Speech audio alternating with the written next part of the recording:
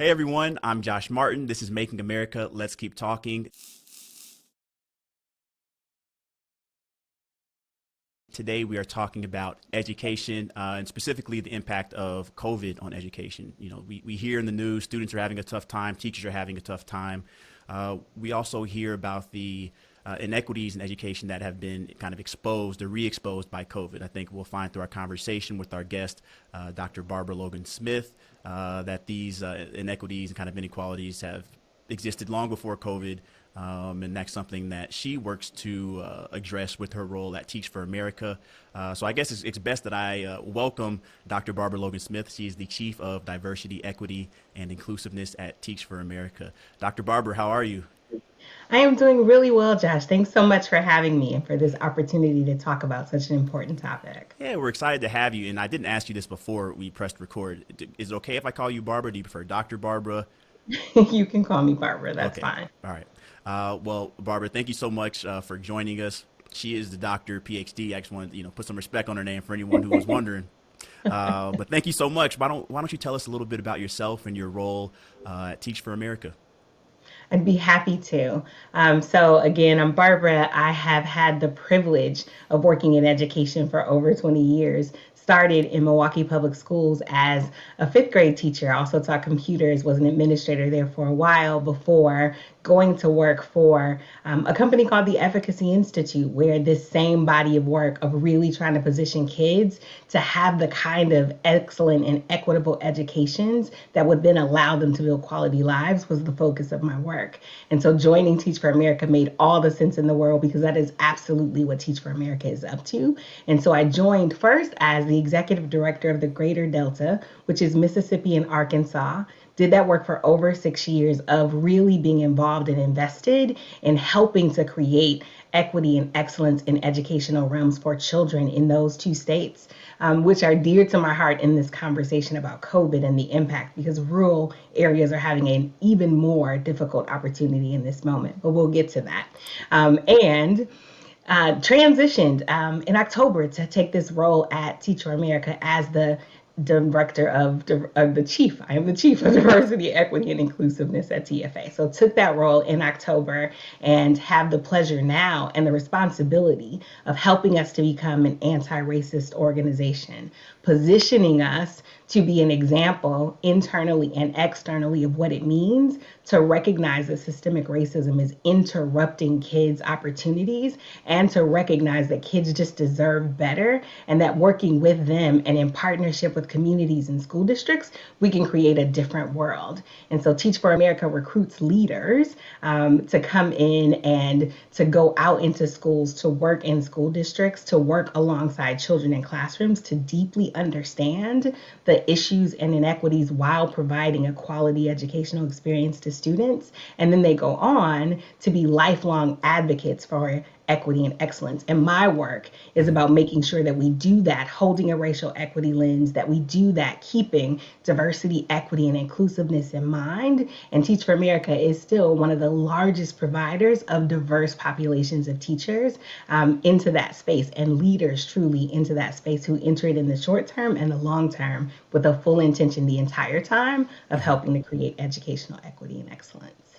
No, that sounds incredible. I know that Teach for America can get a bad rap at times, or has gotten a bad rap at times. We've talked about this before, and kind of the mission or the theory of change, and you kind of touched on it.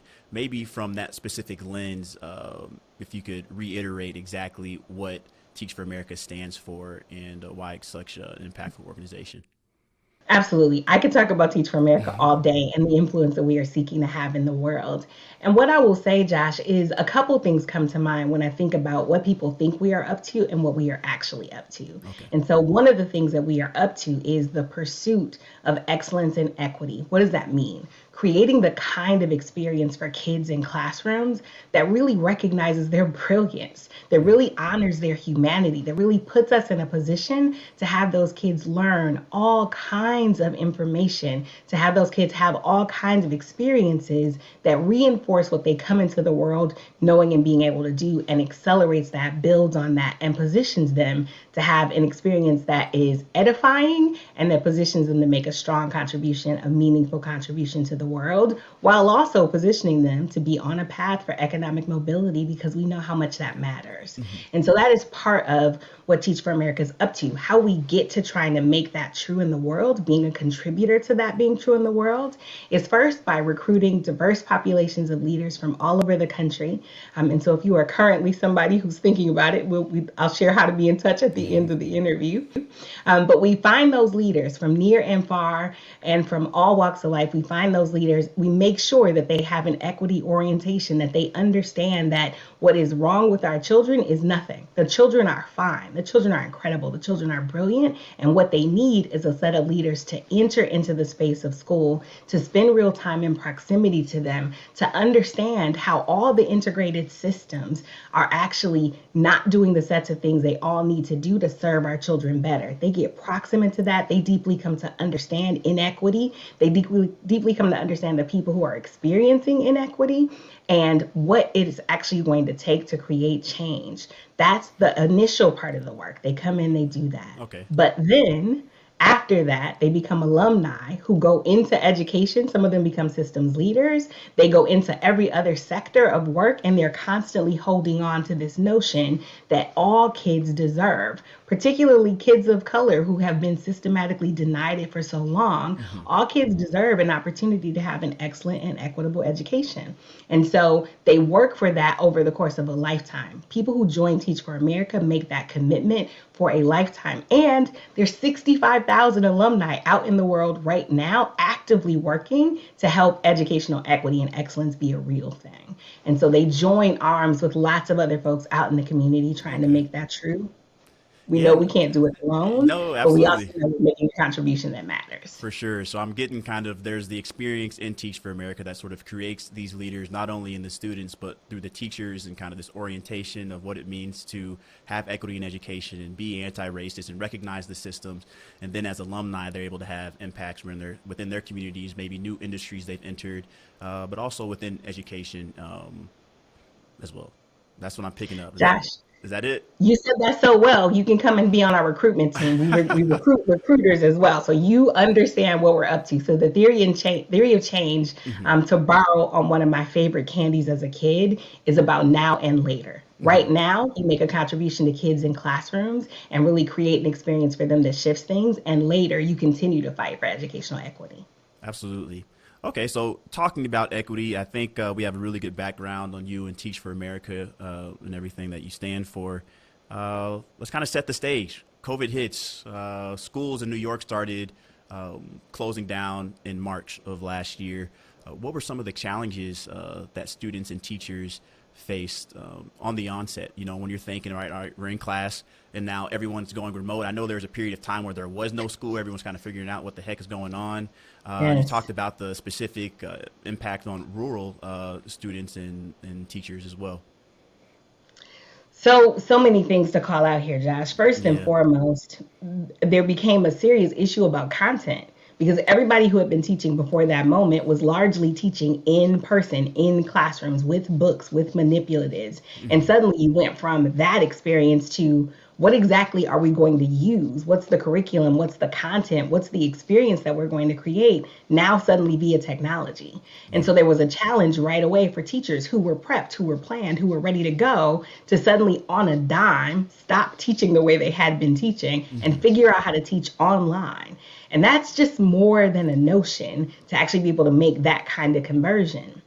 The other thing that I would say is that the challenge immediately was, how do you actually set children up, young children in particular, but also teenagers? How do you set them up to suddenly not be in a space where they can have a real live in-person conversation? And how do you set them up to learn that way? My 15-year-old niece is still telling me, Auntie Barbara, this thing over the computer, I don't learn like that. And she's very aware that she learns better in a classroom context with an actual teacher who is in proximity to her, who is in conversation with her, who is helping her. And suddenly that just actually wasn't available.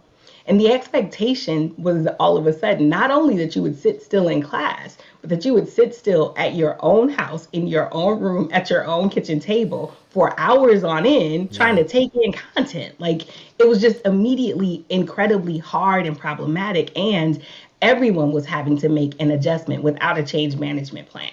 There was no plan for Yeah. teachers, for parents, for kids. And you suddenly had parents and households who were trying to figure out, we were doing great. We had that one computer and we had the internet. And now Hmm. suddenly we need five computers for all the babies and for adults to still be on. And do we have enough internet and broadband for that? Yeah. And beyond all of that, which is like really easy to see automatically, really easy to understand Hmm. automatically, Josh, you also had the pre-existing issues of systemic racism and poverty. And Yeah. so bringing that into the conversation just reminds us that we also had major access issues. Anything that was already an access and equity issue was Hmm. exacerbated by this.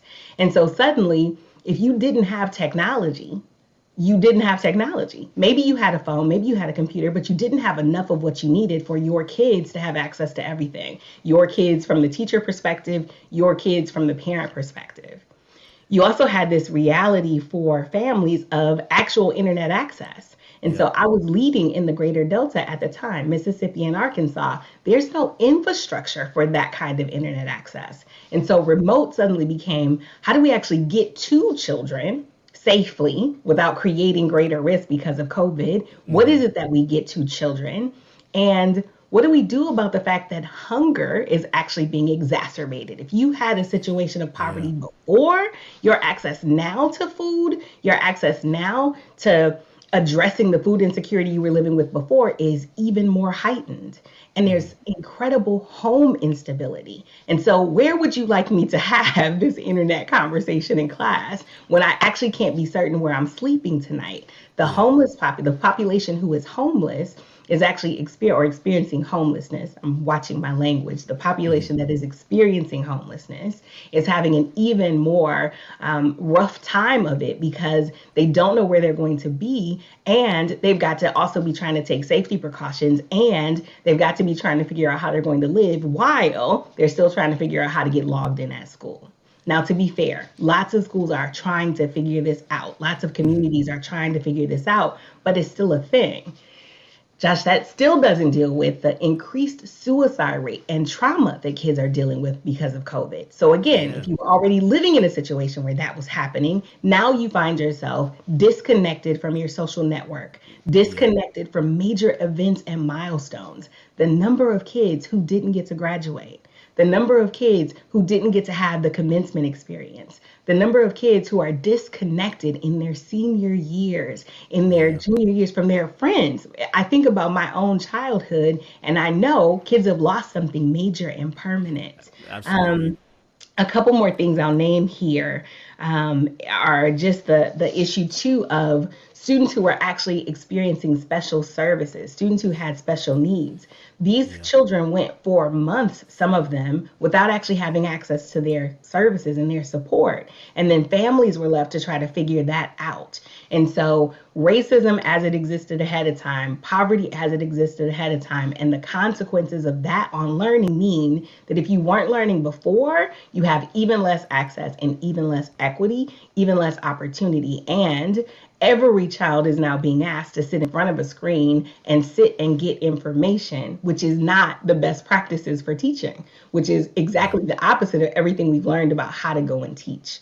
And so, if I summed it up in a couple words, Josh, you have the pre-existing situations all being worsened by COVID, because in addition to being worried about adults that they love living and dying, in addition to being worried about what's going to happen to me, you have every pre-existing experience of inequity being exacerbated in this moment for our children. And they are trying to figure that out. Educators are trying to figure that out, and parents are trying to figure that out, and there is no playbook. Yeah, no, that was a lot. I had to pull out the pen and paper and take some notes. Like, listen, where do we start? There's so much to discuss. You know, you touched on the technology, you touched on the mental health, the lack of socialization, food, housing security. You know, maybe they weren't in the best situation at home. Now you're at home 100% of the time. Yes, Uh, and then there's parents that look, parents have to work. And what if yes, you talk about how many computers does a household have? As a parent remote, is there a parent that's going to be able to help a that's 5 year right. old turn in their online or digital assignment? You know, I have friends that are teachers and work in education in the city. My mom is an educator and has Mhm. been for nearly 3 decades. Uh, she works with a lot of spec ed students.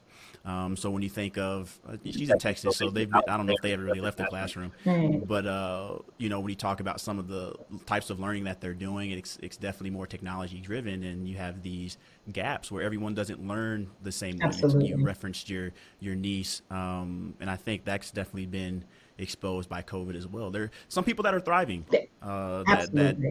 that don't need the distraction of school to be able to focus and accomplish their work. Yeah. The first question that comes to mind is how important, given all of everything else going on with the pandemic, everything else that the students have to deal with beyond just staying on track in education and learning what they're supposed to learn, whatever grade or whatever the curriculum has been established.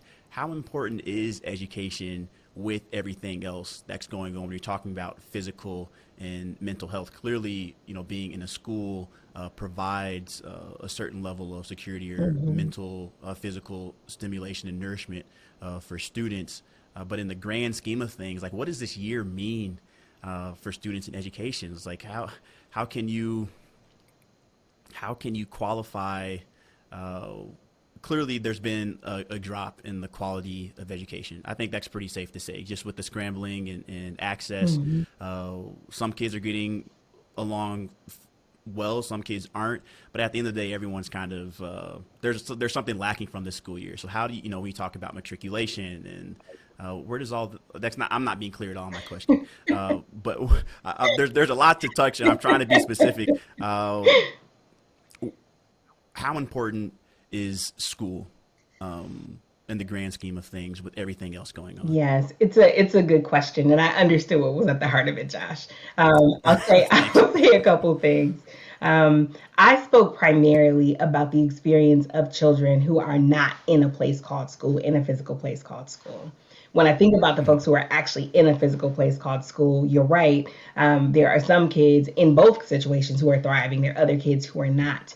Um, and the other thing that I would add to that is for folks who are in buildings, there's a whole nother set of things that they're trying to navigate because you got to figure out, how do I keep people safe? How do I actually get a kid to keep their mask on all day? How do I get kids not to trade masks? Yeah. Because you got Spider-Man and I want back. Like, how do I actually even Hmm. manage that while still trying to keep you safe, keep education on the table, keep us involved and invested in the conversation? And so just want to name that educators, school administrators, teachers are really trying to figure out how to navigate within the parameters of safety while still trying to do this thing called school. And the reason that I think people are still trying to do this thing called school, despite all the conditions that would just say maybe we just shouldn't, are there are a couple things in it. One, Hmm. again, we had an exacerbation of existing access issues and existing inequity issues. If you were already behind, and we can see from research that many of our kids, far too many of our kids are, and far too much of that falls along lines of kids whose families don't have tons of money and kids who are of color. If that was already Hmm. your situation, you were not in a situation where you could afford to lose a year. You were not in a Hmm. situation where you could afford to not have real opportunities for learning and growth and development. You need that. You need that Hmm. not only because it's good for your brain and it's good for your academic development, but you also need that because when we're doing it right, education is about more than just that. It is also this opportunity for fellowship and for connection. Now, if Yep. you ask me, do I understand that there are parents, moms, and dads out in the world who are trying to figure out how to keep the lights on, how to have enough internet access, how to feed their kids tonight, and how to also maintain their own job without getting sick and coming home? I would never say to that parent, the most important thing in your whole world is school, and you got. I wouldn't say that because I'm not foolish. So I Hmm. wouldn't say that, but I would still say to whatever degree we can. And honestly, I think this is an opportunity for creativity within these unexpected constraints. To whatever degree we can, we've still got to engage kids in opportunities to learn. We've still got to engage kids in opportunities to get better, to get stronger, to get smarter, because the rest of their lives depend on the degree to which we are actually creating that kind of educational experience right now. So it still matters. Are there families who are having to make hard decisions and choices? Yes. And as communities, we have to step up, step in, lean in, and actually be helping them to navigate so that parents don't feel like they have to do it by themselves, so that the school system and a teacher in a school doesn't feel like they have to do it themselves. We've actually got to be more intentional of thinking through what else can we do to make sure kids are getting experiences. How do we make sure that there are lots of books in communities? How do we make sure that we are encouraging all kinds of folks, safety first, masks on, to be in conversation with kids about ideas and concepts? How do we keep pushing so that our kids actually learn the knowledge, the skills that they need? How do we help families and communities see how they can do this stuff at home? When I was teaching, I would tell parents, please take your kids to the laundromat. Please help them sort the clothes, because young kids can sort by colors. That's a lesson we teach in school. Please have them figure out how much money we need to wash 5 loads. Please have them figure out exactly how many, like have them work on those things, because that is also part of life, and it is a part of the classroom content that we're trying to cover. If we work together. So we getting additions, Yes. subtraction. Yeah. If we work together, we can actually create a very different experience of learning, so that it's not believed to only be in classrooms, and we can help to address the gaps that pre-existed. We can help not make this a year of learning loss on top of years of learning loss. So in short, Josh, it matters. Education still matters. We've got to figure it out. The answers won't be easy. The complexity will be there. And it still matters that we do this for children right now. Yeah, no, it sounds like there's clearly there's something that we've learned over the past year, and obviously we're still adapting and understanding where we're at with COVID, and how we can kind of maintain a quality of education for everyone in this, new normal is kind of a broken word now at this point, but really in this new normal, how do we face educating our children? How do we face some of the lost resources that you don't That's right. have when you're not in a school building? Those challenges are real, and you touched on the disproportionate impacts of some of these challenges on rural communities, underserved students of color in particular. You've really answered a lot of these questions, so I don't even know where to go. But let's look more into your role as the chief of diversity, equity, and inclusiveness, and really. I'm really interested because you came into that role. It was 2020. You get the Black Lives Matter movements. And I'm going off script now. We got the Black Lives Matter movements. Everyone's putting out a chief diversity, equity, inclusion officer of sorts. What does that role mean for Teach for America? And how is it not just kind of an optical move? How is there substance behind your role? And I know that there is, so I feel comfortable having. I hope you'd feel comfortable if it wasn't, so I could get there, because I'd need to if I didn't have an answer for it, Josh. I appreciate this question. I'll say a couple different things. One, as long as systemic racism exists and is not dismantled, we are going to have the experience not just in a place called school, but also in a place called work, and also in a place called community, of disproportionate outcomes, of situations where we don't have representation, situations where we don't have the experience of fairness, and situations where we don't have the experience of belonging and desire for you to be in a place and be offering a contribution that is unique from the contribution anybody else is offering because of your identity. That is true in the world, and that is true in organizations. And Teach for America, like every other organization, is recognizing that there is more work for us to do. We have not arrived at a place where we are fully anti-racist, but it is absolutely our aspiration. We will become and get on a path to and continue to do the work to be anti-racist and to hold racial equity as a lens to help us understand what is happening in the world. See, there's a way in which, Josh, if we're not careful when we're talking about COVID, we can start to make it sound like what's happening with COVID and what's happening in education is about parents. And if they would just get the internet, and if they would just do this or that, everything would be fine. And that's just not true, because they're still going to have the experience. Particularly, let's go to Black families. Black families are still going to be having the experience that they are less likely to be able to have babies. Like, that is a fact. And I'm sorry for not offering a trigger warning for that. But like, that is a fact grounded in research. They are still more likely to have an experience where they're going to have a really bad experience with the criminal justice system, more likely to experience housing insecurity, more likely to experience food insecurity. Like, it's just factual that we have organized a way of being that allows that to persist. And if it is true in the world, then it's likely true in many of our organizations, especially if we're not paying attention. And so Black, Indigenous, people of color are often in organizations and not having the kind of experience that makes them feel like the diversity, I got to be here, now I'm different, I'm at the table, but it doesn't matter if there's diversity, representation, if you will, but the culture and the conditions are still mired in the same systemic oppression that has existed since forever.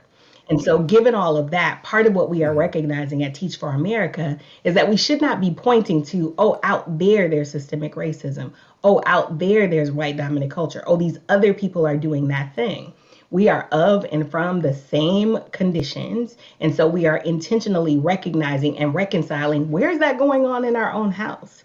We oriented my work first and foremost to doing a full equity audit and assessment. We hired an external partner in the form of the Racial Equity Institute to come in and help us see what we couldn't see. Because the interesting thing about being in it is you don't even see it. Other people will be like, hey, that's happening, that's inequitable, but you can't even see it sometimes.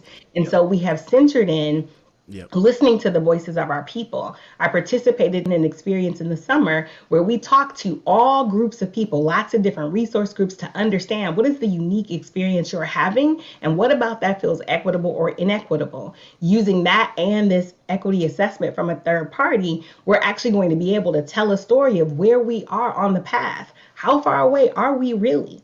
My work is about governing that and also making sure that in every single system that operates within TFA and in the work that we are doing externally, we are holding that lens and asking the question, what would it take to truly be anti-racist in this work? How do we make this not the sprinkling of salt we put on at the end, but the marinade that it sat in, that every system, every structure, every policy, every procedure sat in, such that it's not an afterthought, it just is the thought. That when we walk into the work of building budgets, when we walk into the work of hiring people, when we walk into the work of teaching our teachers, when we walk into the work of being in partnership with communities, we take that walk super clear that we have an intention to help dismantle systemic racism, that we have an intention to ensure that we are operating in the space, the landscape called education, to help create a situation that we've never had before, Josh. Frankly, we've never had it before. And so we're also trying to get involved in vision casting. One of the offerings that I have right now is we could actually create a world at Teach for America, but frankly, in the world, we could actually create a world where kids never had an experience in a place called community or a place called school where they weren't told that they were brilliant, that they were beautiful, that they were incredible, that they were celebrated, that they were going to have an edifying learning experience everywhere they went, and that edifying learning experience was actually going to set them up to make a meaningful contribution to the world that makes it a more just, more equitable, more incredible society than it is today. We could actually create that, and Teach for America is sitting in a place of saying, if that is the world we see out in the horizon, where we do that for every single kid, and most especially for kids of color, most especially for BIPOC kids who we have systematically denied that opportunity, if we do that for every single kid, then who are we going to have to be to do that? What is the transformation that Teach for America has to go through? Because this is not the conversation we were having 30 years ago when we were formed. What do we have to do as an organization? What does each of us have to do as an individual? And what has to be true about how we interact with the world and what we're helping our partners also be about? And so at Teach for America, it's not lip service. At Teach for America, we are deeply involved in this work of understanding where we are, reading the work, getting in conversation with real people so that we don't have a set of academic definitions that mean nothing to the children that we serve, and then doing the work, sitting in the complexity, sitting in the hardness, frankly, of seeing who we are in this moment and recognizing who we're being called to be. And that call, that work is something that we're being asked to hold ourselves to from the staff. It is something that we're being asked to hold ourselves to from the network. And it is something that we know we can contribute to the wider world. So that's what the work looks like. I'm in charge not of single-handedly doing that, which is what happens when you do it as a figurehead, when you do it as an optic. I'm in charge of doing that in partnership with every single member of Teach for America's community, the staff, the network of current core members who are teaching in classrooms, alumni who have already done their classroom service, and all the people that we partner with across the landscape, trying to create something new and beautiful and different, and starting with ourselves as a way to try to get to that. Okay, so you mentioned kind of this external review. Uh, it's difficult to have that self awareness to understand exactly what you're missing. We all have our blind spots as individuals, as organizations, societies, communities. Uh, my next thought is when you talk about diversity, equity, inclusion as solutions to some of these issues, what does that mean? You talk about the idea of being a figurehead. I Yes. would imagine, we had the conversation of representation, for example, last conversation on Making America, Let's Keep Talking. And really the, the basis of the conversation was that, hey, representation matters as a measurable. It's not an end all be all, but really we have to understand why representation is necessary in the first place. So when you think of some of the tools to help increase or improve representation that you can measure, when you look at diversity and you see a room of a wide selection of different colored faces, people with different backgrounds and experiences, that's Mm-hmm. one thing. That's what I think of when I think of Mm-hmm. diversity, and you can offer kind of your insights. Then there's this idea of equity and inclusiveness. I'm curious how you Yeah. would describe those. And we're not looking for academic definitions, but really the principle and how those principles are being kind of driven or executed I with love the this work that we question. A do couple things at come Teach to for mind, America. Josh. First and foremost, I have an undergraduate degree in psychology, which means I can do nothing with it. I can't diagnose anybody. I can't hold any sessions. Like I can't do anything with it, but I learned a couple things.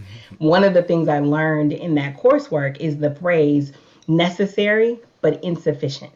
And so, to exactly what you just described, representation is absolutely necessary. It is necessary because most of the organizations in our country were formed without any thought to anybody other than a very particular demographic of people. That demographic of people who were working, who were particularly in leadership and working, were white males.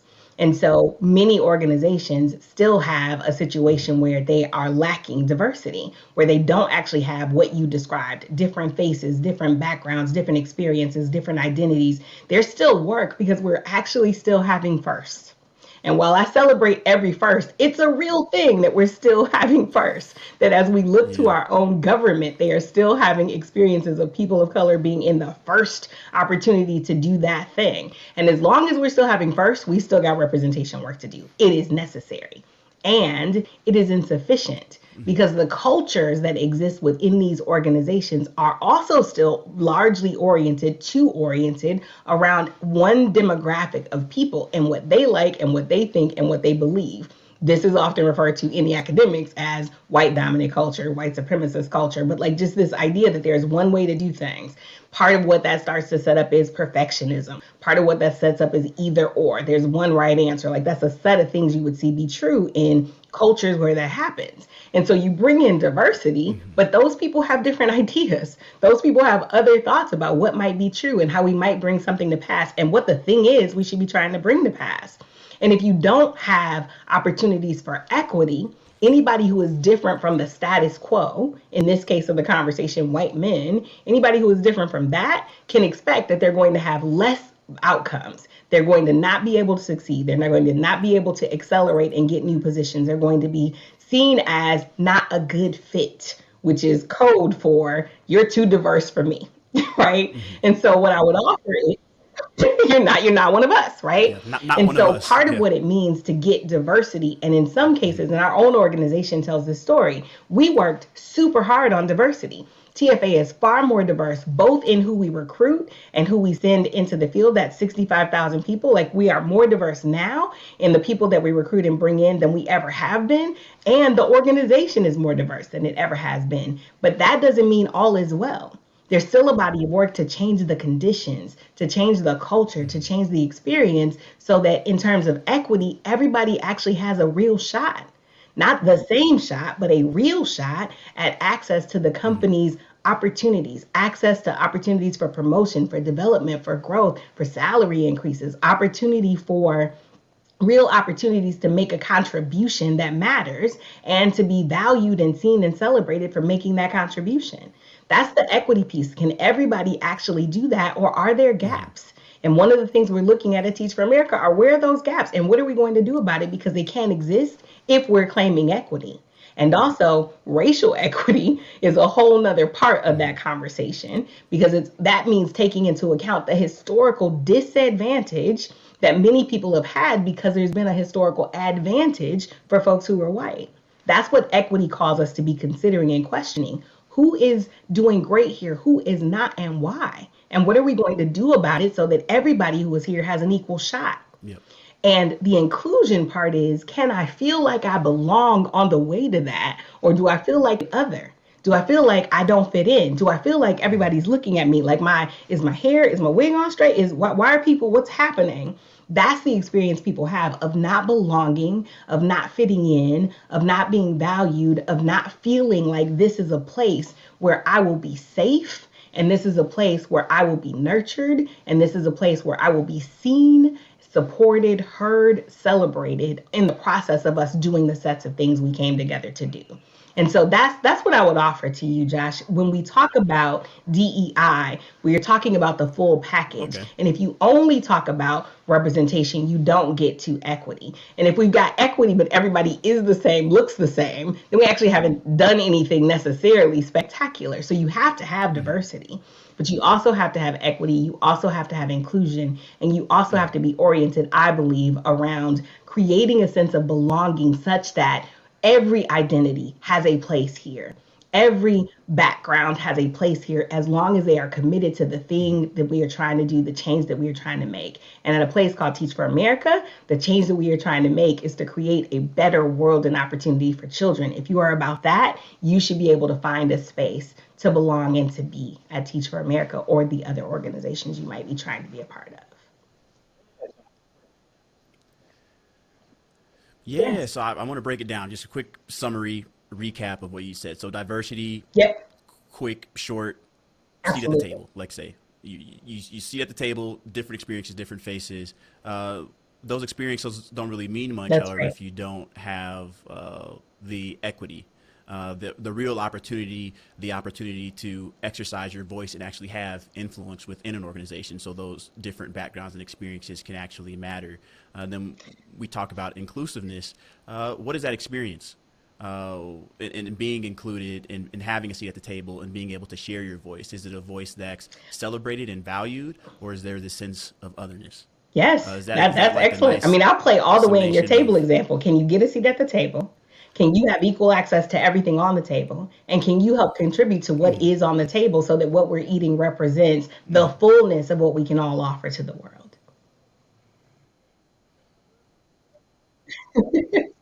Yeah, we're gonna go with that table analogy. I enjoyed that. I like that. Uh, this is kind of an aside, kind of rewinding back to something you've mentioned and something that we discussed earlier this week on our pre-interview call. We talked about equity and inclusiveness in terms of race, underserved communities, rural communities.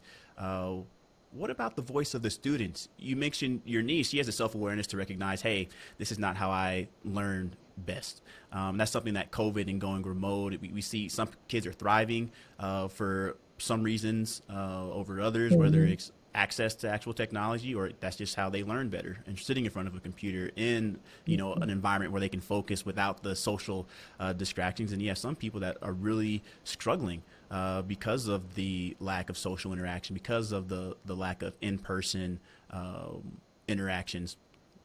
What role do students play at Teach for America? And I also want to talk about the experience that teachers have faced, Yes. knowing teachers. Oh, so I have many to thoughts. make sure that we cover that. So I believe and have said for years, one of the most powerful and plentiful voices available to change the face of education, to get to the place we've always wanted to be, is the voice of children.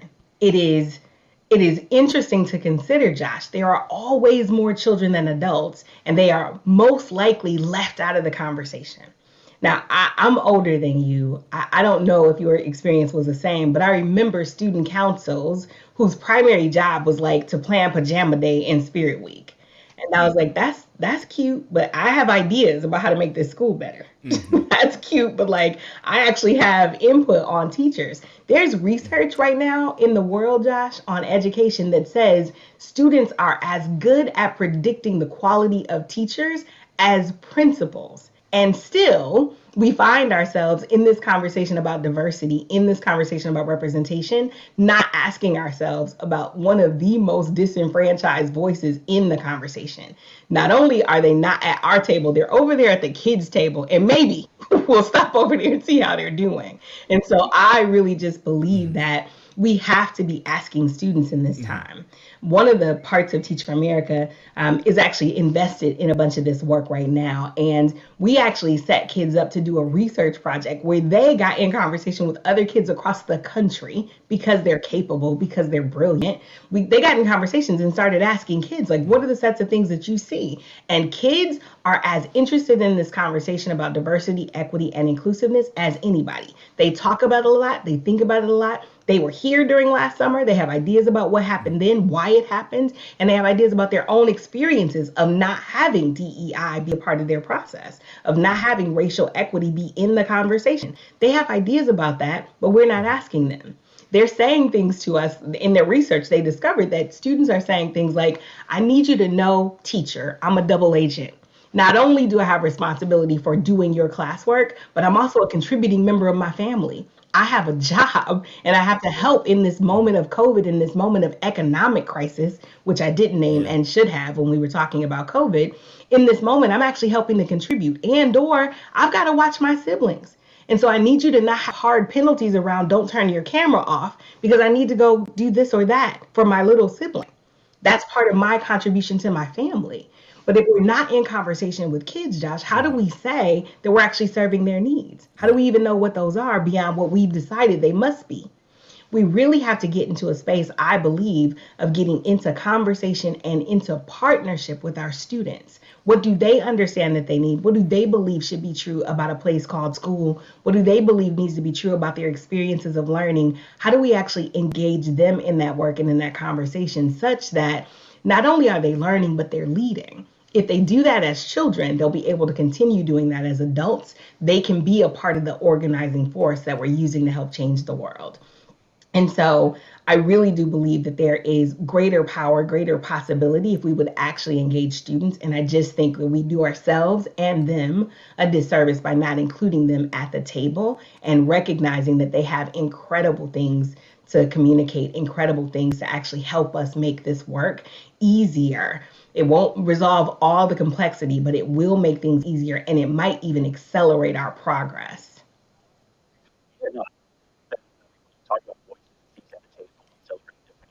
Yeah, no, I would think that when you talk about voices and seats at the table and celebrating different experiences and valuing different experiences, I would imagine that more students, especially once you get into that high school age range, you have more experience as a student than most of the teachers that you might have, even the administrators, or you talk about principals that are guiding the school. So it's like, all right, I've been doing this for a while. Let me share from my experience. Like, we're all here for me, right? This is what the purpose of school is.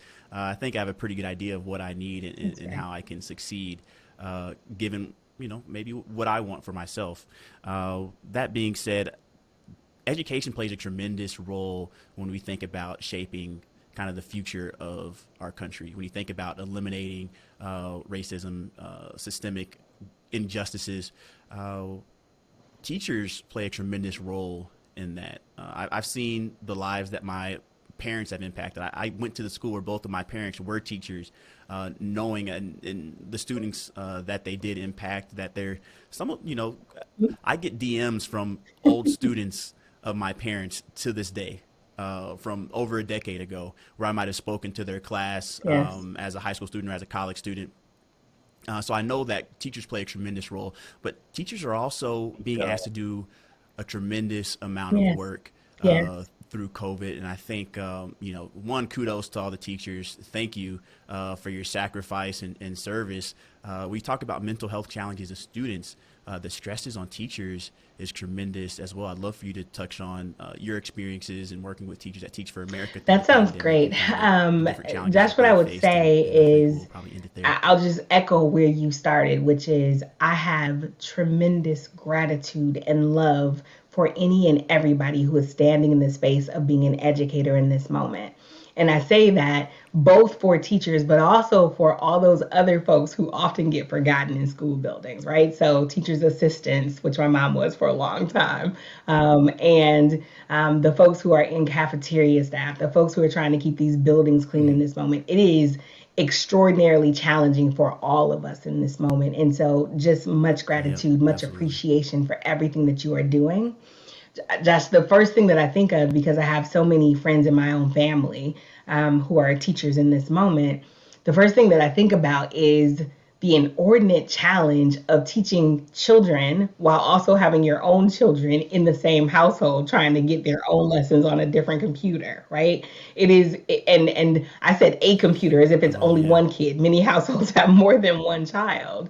And so trying to be online and motivate the babies that are on the screen in front of you while also keeping those other kids, right, and online on screen with their teachers and doing their thing is just complicated. And teaching has always been a complicated, undervalued profession. It has always been the case that for really effective, really good, really dedicated, really committed teachers, it is not about the school day in the school building. These folks are buying their own supplies on the weekend. These folks are grading papers all over the course of the weekend. These folks are calling kids, making home visits, connecting with their children, locating resources for their children. This is not a 9-to-5 job.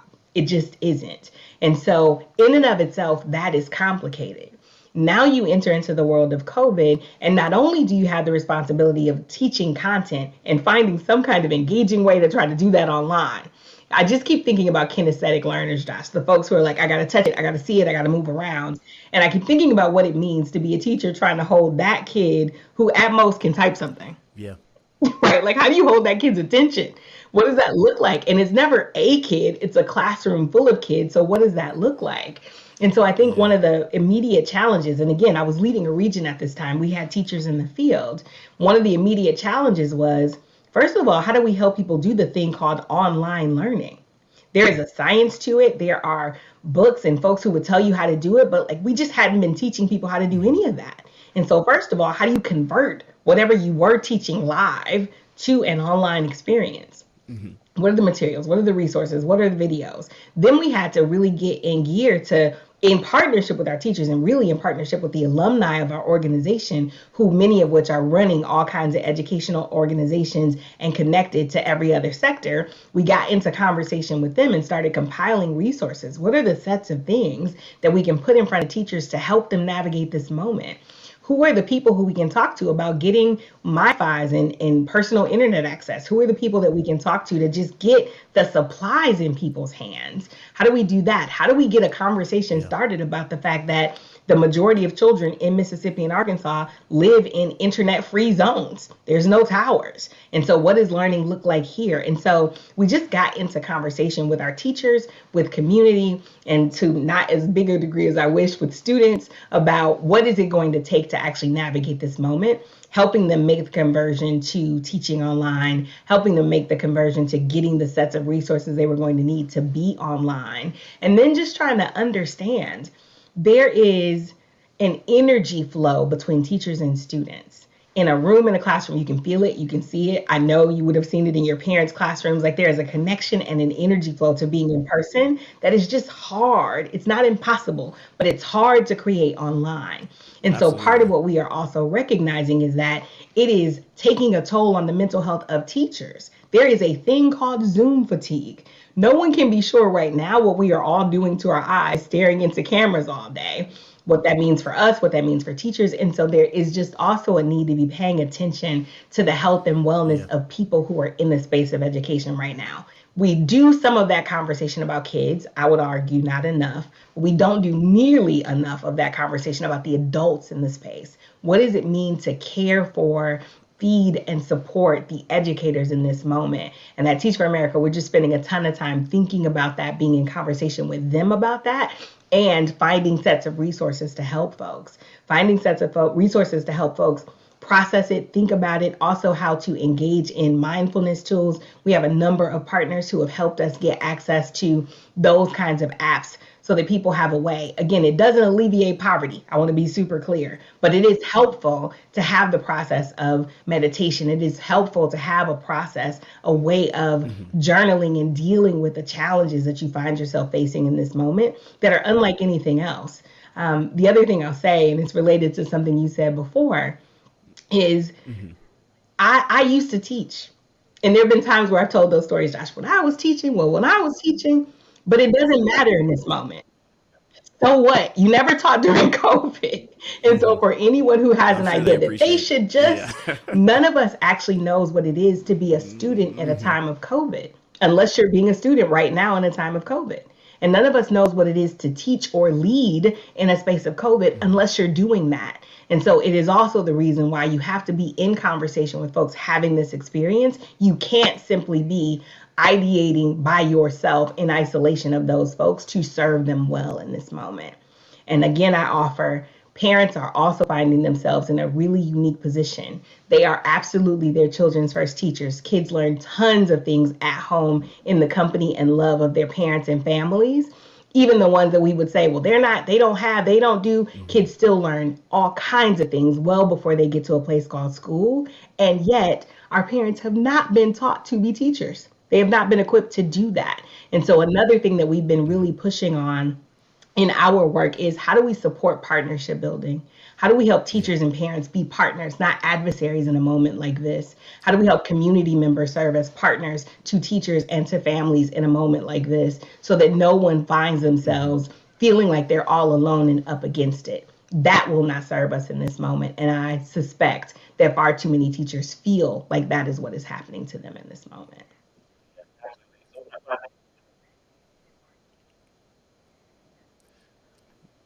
Yeah, absolutely. So when I think of Teach for America now, after having this conversation, is like it's a holistic approach, right? How can we recruit as many people as possible in the different roles, acknowledging them, the parents, the teachers, the students, how they interact and work together to create this positive experience that prepares students for success in school and in life.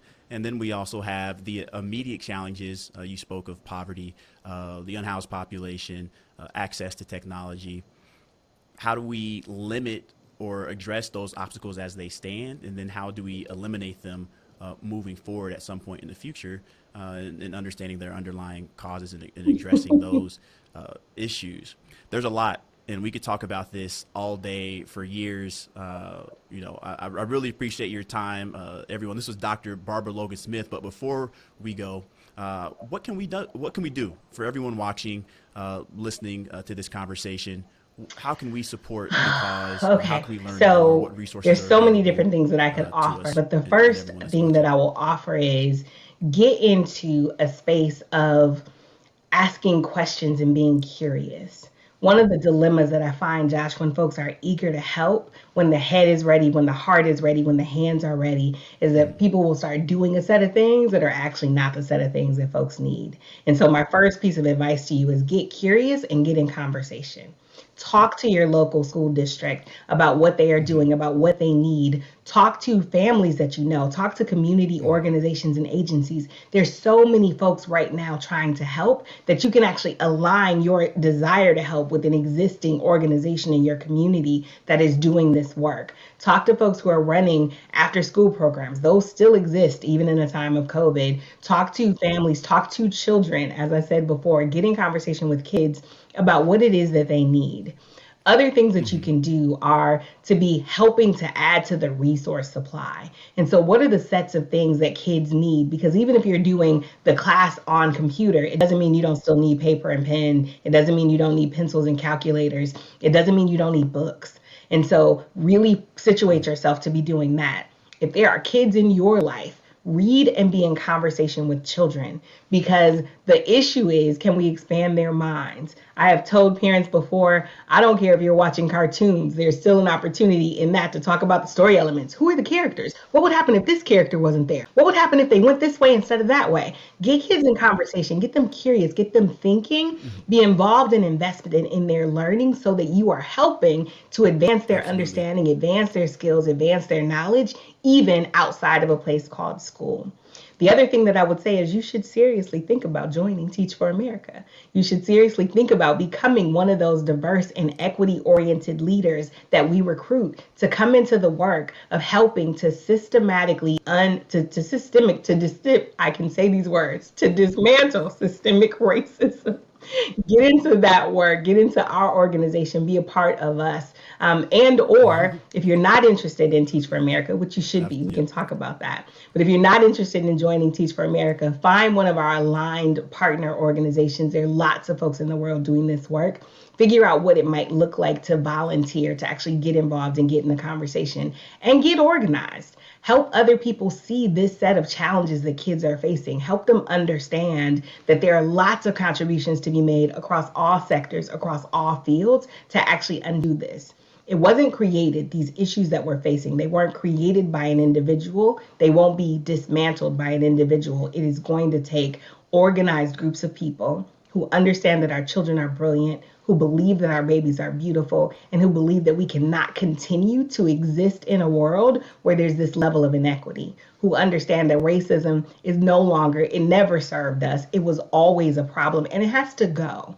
Find ways to be involved in that conversation and to be helping people get organized around figuring out what they can do locally, what they can do Mhm. nationally to help create a change that lasts, one that is systemically oriented toward equity and justice.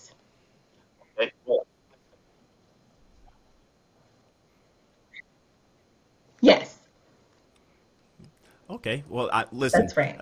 It sounds like, listen. There's a lot of different ways to get involved. Get involved in the way that makes the most sense to you, Food. and do what you can. Whether it's helping contribute supplies, pencils, Yes, binders, books, calculators, that's right. or the food. I deliver food to local students that need it. It's easy. It doesn't take much.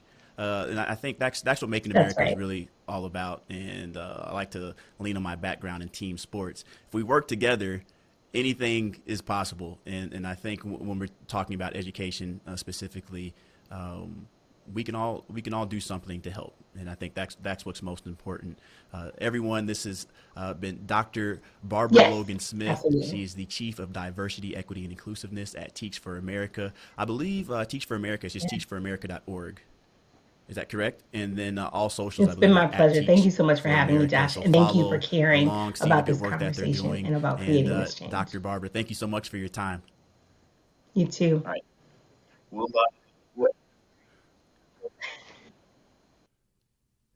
Thanks. Take care.